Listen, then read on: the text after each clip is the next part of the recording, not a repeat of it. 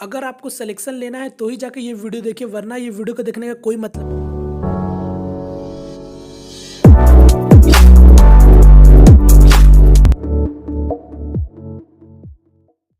Hello friends, my name is Ravi and welcome to all in my channel study Bihar. तो friends, जैसे कि आप लोगों को थंबनेल देख के पता चल गया होगा कि अभी मैं किस बारे में बात करने वाला हूं।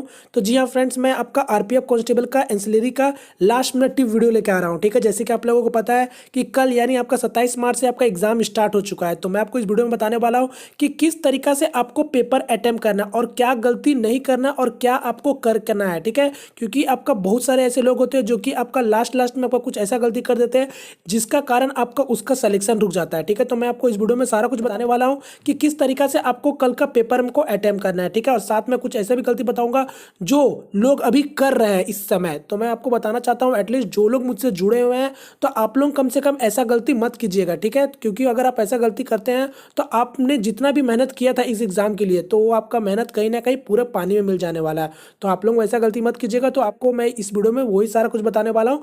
तो अब इस वीडियो को शुरू से अंत तक जरूर देखिएगा। ठीक है, तो चलिए वीडियो को अब शुरुआत करते हैं। सबसे पहले फ्रेंड्स, हम लोग बात कर लेते हैं कि आपका पेपर का पैटर्न के बारे में। ठीक है, जैसे कि आप लोगों को तो पता ही होगा कि आपका 3 सेक्शन पूछा जाएगा। एक जनरल अवेयरनेस, अर्थमेटिक, मैथ यानी जिसको बोलते हैं, और एक आपका रीजनिंग पूछा जाएगा। ठीक है, टोटल आपका 20-20 क्वेश्चन करके पूछा जाएगा। 20-20 मार्क्स का आपका यहाँ पास ये रहेगा। तो आप समझ सकते हैं ये आपका कल का जो एग्जाम होने वाला है, तो ये आपका 2020 मैथ समझ के आप इसको रख लीजिए। ठीक है, यहाँ पास आपको अब कितना समय मिलेगा, तो ये आपको मिलेंगे टोटल 45 मिनट मिलेंगे आपको 60 क्वेश्चन को सॉल्व करने के लिए। ठीक है, तो ये चीज़ आप लोगों को पता होगा। और साथ में एक चीज़ और पता होगा आप लोगों को कि जो निगेटिव मार्किंग है वो कितना है, 1/3 है। यानी आपका 3 गलत पे 1 मार्क्स आपका काट लिया जाएगा। ठीक है, तो ये सब चीज़ आप लोग जानते होंगे। चलिए आगे बढ़ते हैं अब आपका। तो अब बात करते हैं फ्रेंड्स, सबसे पहले हम लोगों को क्या नहीं करना चाहिए आप लोगों को। तो मैं बोलना चाहता हूं कि आप लोगों को क्या नहीं करना चाहिए, अब मैं आपको बताता हूं।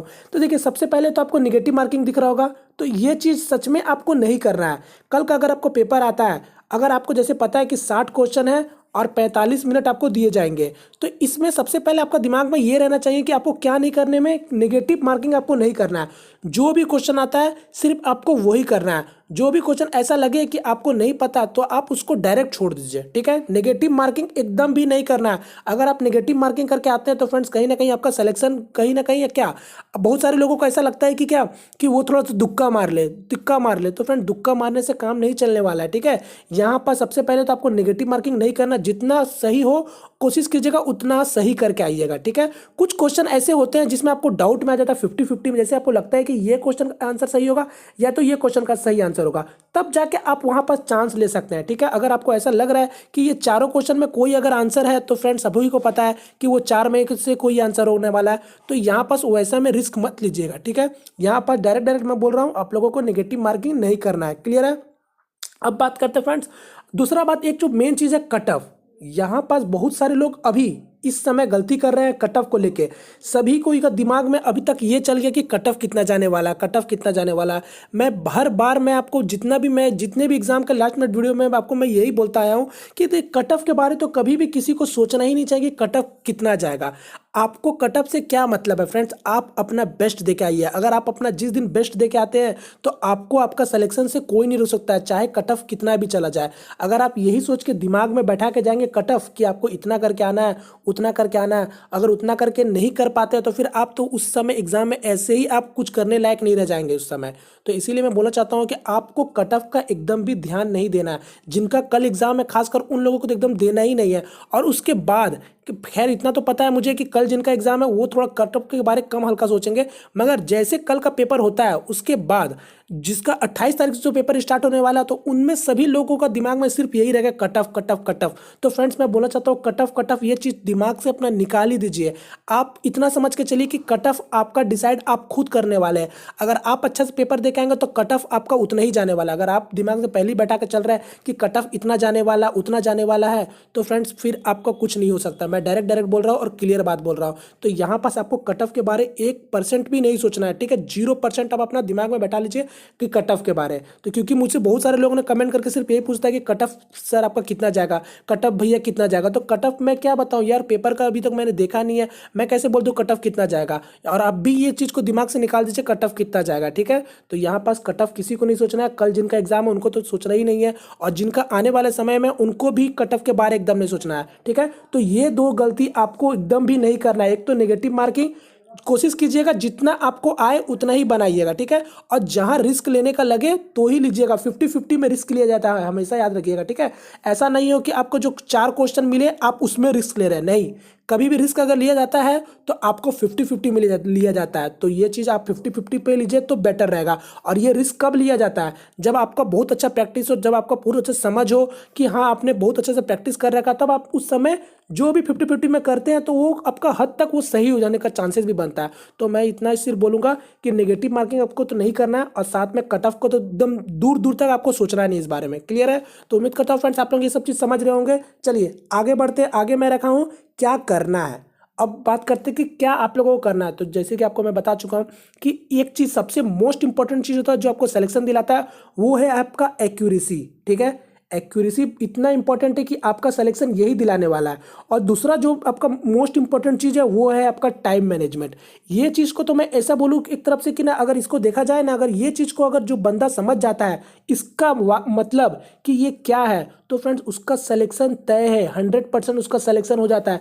क्योंकि सबसे बड़ा मेन चीज़ एक ये होता है टाइम मैनेजमेंट, और उसके साथ साथ जो होता है एक्यूरेसी तो होता ही है, मगर टाइम मैनेजमेंट का भी रोल बहुत ही ज़्यादा आपका होने वाला है। क्योंकि आप लोगों को पता है आपको सिर्फ 45 मिनट मिलने वाले हैं इस एग्जाम में, और टोटल आपको 60 क्वेश्चन दिखेंगे, ठीक है। तो यहाँ पास आप सोचिए 45 मिनट आपको किस किस तरीका से आपको क्या क्या करना है, ये चीज़ आपको पहले से पता होना चाहिए। अगर आप सोच रहे कि कल का पेपर देखेंगे तब आप अपना दिमाग में बैठाएंगे कि आप कैसे कैसे समय डिस्ट्रीब्यूट करेंगे, तो वैसा मत कीजिए। आप अपना दिमाग में पहले से ही एडजस्ट करके जाइए कि आपको किस किस सेक्शन में कितना कितना समय देना है, ठीक है। और खास बात भी एक चीज़ मैं और बात करूंगा कि देखिए अभी भी देखिए एक चीज़ और डाउट है, ये मेरे तरफ से खुद से मैं सोच रहा हूँ, क्योंकि देखिए कल आपका 3 सेक्शन आएगा और 60 क्वेश्चन रहेंगे। तो अभी आपका ये कोई नहीं बोल सकता है कि जो पेपर का जो रहेगा वो आपका क्वेश्चन सब सफल मोड में रहेंगे या आपका सेक्शन वाइज रहेंगे, ठीक है। जैसे कि आपका एक साथ हो सकेगा, आपका रीजनिंग दिख जाए, एक साथ आपका जीके जीएस दिखे, एक साथ आपका मैथ दिखे। तो यहाँ पास अभी कोई कंफर्म नहीं बता सकता, कल जब पेपर होगा तभी पता चलेगा कि पेपर आपका सफल वाइज क्वेश्चन आ रहा है या फिर आपका सेक्शन वाइज आ रहा है। तो यहाँ पास बोलूँगा देखिए पेपर जिस तरीका से भी आए, यहाँ पर सफल आए या फिर आपका सेक्शन वाइज आए, आपको दिमाग में रहना चाहिए कि टाइम मैनेजमेंट को आपका ख्याल रखना है। क्योंकि आपको सिर्फ 45 मिनट ही मिलने वाले हैं, तो इस चीज़ का एकदम ध्यान रखिएगा। 45 मिनट में ही आपको पूरा क्वेश्चन करना है, और कल का जो सिलेक्शन होगा वही आपका 45 मिनट डिसाइड करने वाला है, ठीक है। तो यार इस चीज़ का एकदम ध्यान रखिएगा, एक्यूरेसी और टाइम मैनेजमेंट, ये चीज़ का बहुत अच्छे से ध्यान रखिएगा, ठीक है। चलिए अब आगे की मैं बात करता हूं। तो सबसे आगे मेन चीज़ रखा हूं, अब कैसे अटेम्प्ट करना है पेपर। तो देखिए कैसे अटेम्प्ट करना है तो मैं आपको बता ही चुका हूं। टोटल आपको 3 सेक्शन पूछा जाएगा, ठीक है, मैथ, रीजनिंग, जीके जीएस। तो ये टोटल 20 क्वेश्चन रहेंगे। तो मैं बोलना चाहता हूँ कि देखिए 60 मिनट तो आपको मिलेंगे, माफ कीजिएगा 60 क्वेश्चन मिलेंगे, 45 मिनट मिलेंगे। तो 45 मिनट को किस तरीका से बांटिए, आप इस तरीका से बांटिए जिसको आपको लगता है कि ये सेक्शन आपका थोड़ा समय ज़्यादा लेगा तो आप उसको थोड़ा ज़्यादा समय दीजिए, और जो सेक्शन आपको लगता है ये सेक्शन आपका अच्छा है तो आप उसको थोड़ा कम समय दीजिए, ठीक है। तो ये वाला चीज़ कब, जब आपका सेक्शन वाइज क्वेश्चन पूछा जाएगा, ठीक है। अगर आपसे मैथ आपका टोटल एक साथ 20 क्वेश्चन देखने मिला, रीजनिंग एक साथ आपको 20 क्वेश्चन मिला, तब जाके आप पहले से ही टाइम मैनेजमेंट को दिमाग में रख लीजिए कि भैया आपको मैथ में देना है 20 मिनट, रीजनिंग में देना है आपको 20 मिनट, और आपको जो जीके जीएस का क्वेश्चन है वो है 10 मिनट। तो इस तरीके से आप अपने तरफ से डिसाइड कीजिए, ठीक है। ये मैं डिसाइड नहीं करने वाला हूँ, क्योंकि ये चीज़ आप ही जानते होंगे कि आपका मैथ कैसा है, रीजनिंग कैसा है और जीके जीएस कैसा है। क्योंकि बहुत सारे लोगों का, जैसे जिन लोगों का मैथ अगर थोड़ा सा हल्का सा वीक है तो वो सोच के अपना पहले से दिमाग में बैठा लीजिए भैया मेरे को 25 मिनट मैथ में देना है,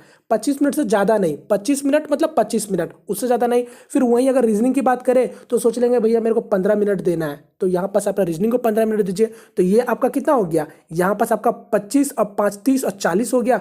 अब 5 मिनट आपका काफ़ी होता है मेरे ख्याल से। अगर जिन लोगों का जीके जीएस अगर अच्छा है तो कुछ तो करना है नहीं, आप लोग भी जानते हैं 20 क्वेश्चन मिलते हैं, 20 क्वेश्चन के लिए 5 मिनट ठीक समय है। मगर मैं नहीं बोल रहा हूँ, आप लोग देख लीजिएगा 6 7 8 मिनट जितना होता है आप उसको दीजिए। तो ये चीज़ आप लोग डिसाइड कर लीजिए कि आपको किस क्वेश्चन को कितना टाइम देना है। ये कब, जब आपका सेक्शन वाइज क्वेश्चन पूछा जाए तब ऐसा कीजिएगा, ठीक है।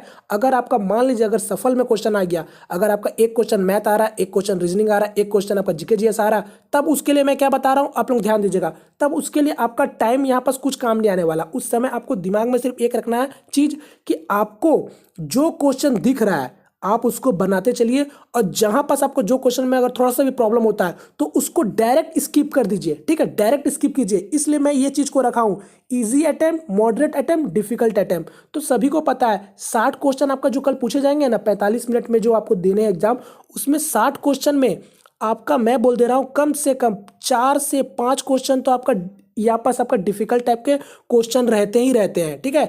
मैं अगर बात करूँ यहाँ पर डिफिकल्ट टाइप के, मैं इस आपका बात नहीं कर रहा हूँ कि डिफिकल्ट रहते हैं। डिफिकल्ट मतलब आपका जो ऐसे क्वेश्चन रहते हैं जो आपका टाइम खा जाते हैं, इस पर्पज से मैं आपका डिफिकल्ट क्वेश्चन बोल रहा हूँ, ठीक है। यहाँ पास ये नहीं बोल रहा हूँ कि पूरा डिफिकल्ट क्वेश्चन अगर जिसको कोई बना नहीं सकता, बना जरूर सकता है। यहाँ पास आपको 4 5 भी नहीं, मेरे ख्याल से तो मैं बोलना चाहता हूँ कि कम से कम 5 6 क्वेश्चन आपको ऐसे दिखेंगे जो आपको खींच लेंगे।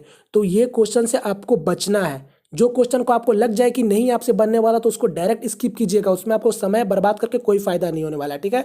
तो यहाँ पास आपको किस तरीके से करना उस समय, तो उस समय आपको इजी अटेम्प्ट करना है। सबसे पहले जो जो क्वेश्चन दिख रहा है आपको लग रहा है ये आपसे बन सकता है उसको बनाते चलिएगा। फिर उसके बाद थोड़ा सा मॉडरेट लेवल का क्वेश्चन आपको लगता है कि अगर हाँ ये आपसे बन सकता है तो फिर उसको बनाइएगा। और लास्ट में मैं तो बोलूंगा ये डिफिकल्ट टाइप का क्वेश्चन जो होते हैं ना जिसमें आपका टाइम टेकन लगते हैं उसको डायरेक्ट छोड़ दीजिएगा, ठीक है। क्योंकि इसमें देखिए मैंने आपको बता दिया कि डिफिकल्ट टाइप के जो क्वेश्चन होते हैं वो मुश्किल से 5 से 6 रहते हैं।